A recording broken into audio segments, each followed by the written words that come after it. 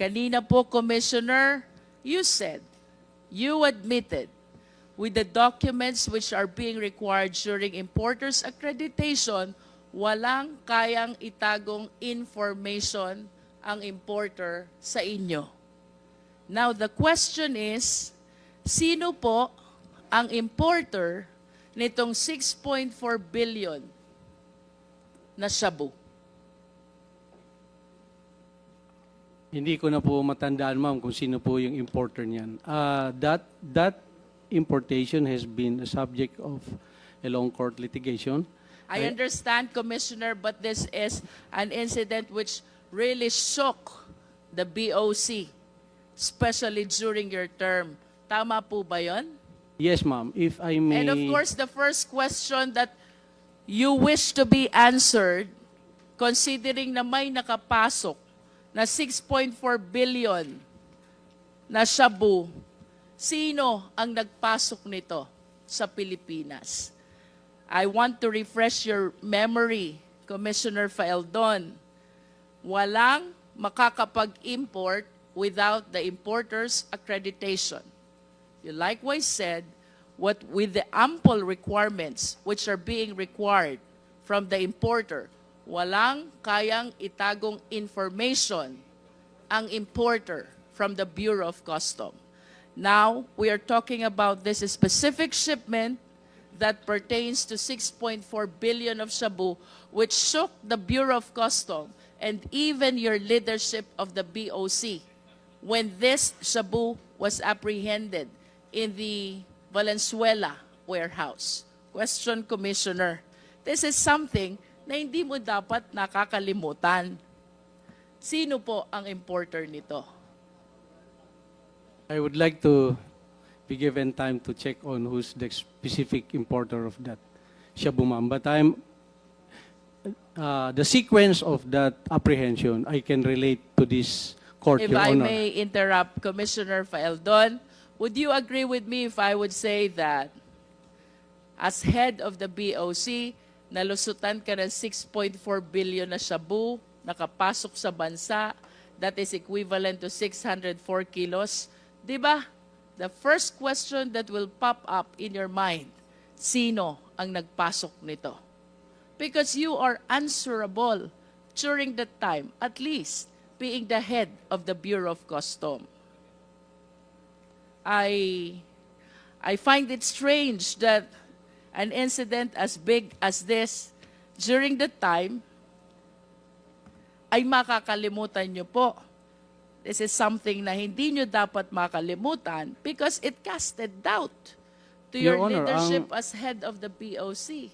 Ang alam kong nag-import, sila Taguba. But I want to be corrected if hindi po sila ang nag-import niyan. Nagparating sa bansa. Yung importer mismo, in the packing list, because this is, ma'am, if I be given just 1 minute to explain this, so that you are correct, ma'am, the nation has to know the truth about this. You may agree or disagree with me, ma'am, but please give me a chance to.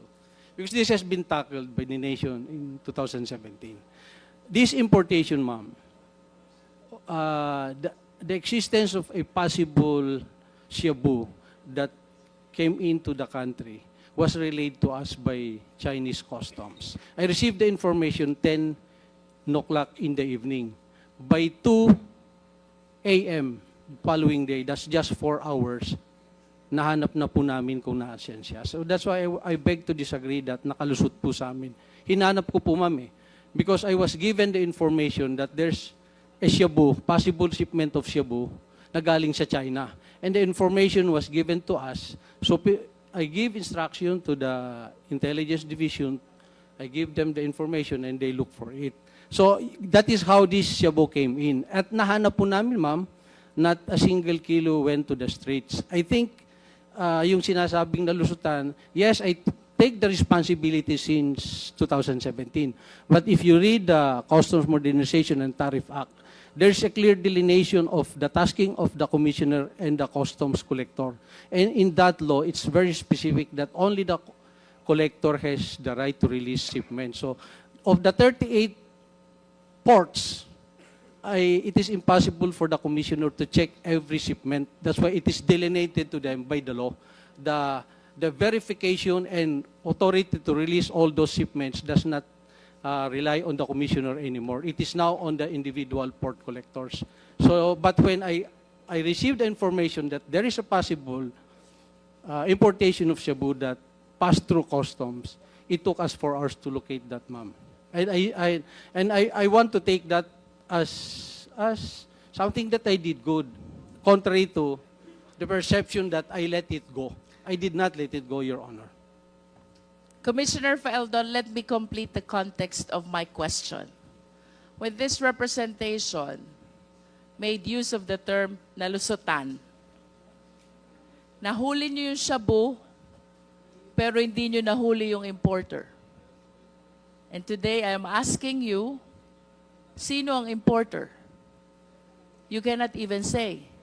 An information which is supposed to be highly important because of the huge amount of prohibited drugs which were apprehended by you. Hindi ho ba quite strange yan na hindi nyo matandaan or perhaps you did not bother to check sino po ang importer nito? For me, Commissioner Faeldon, it is not enough that you apprehended the Shabu. You should have arrested the people responsible for the shipment of Shabu as well. Kung parehas nyo pong nahuli, yung Shabu at yung tao, you might be correct. Hindi po kayo nalusutan. Pero nahuli nyo yung Shabu, hindi nyo nahuli yung tao, I hope, with all due respect, you will understand why I use the terminology na lusutan ang BOC. Yes, Your Honor. So let me go back to my question, Commissioner Faeldon. Would you like to... Mr. Chair, in the indulgence of Congressman Luistro, hindi yata sinagot ni Commissioner Faeldon kung sino yung importer. Please tell us kung sino yung importer.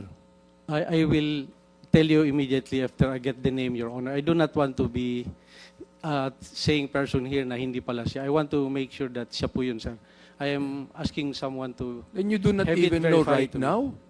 You're not even sure right now? Ba, pambihira naman buhay ito. You should be sure right now kung nakahuli kayo ng ganyan. Hindi nyo alam kung sino yung importer? Sir, gusto ko lang sana ma-verify talaga, sir. Kasi Well, you I better cannot tell us remember later the on who. specific name anymore, sir. So, Because look, you'll be accountable to this. Nakahuli kayo ng Shabu, inamin mo. Pero hindi mo alam kung sino yung importer. sir, within the day, within this hearing, I will name kung sino po yun, ma'am. I just want to make sure that Thank you, Mr. I will Chair. get Thank the you, correct name. Your Congresswoman Honors. Luistro. Yes.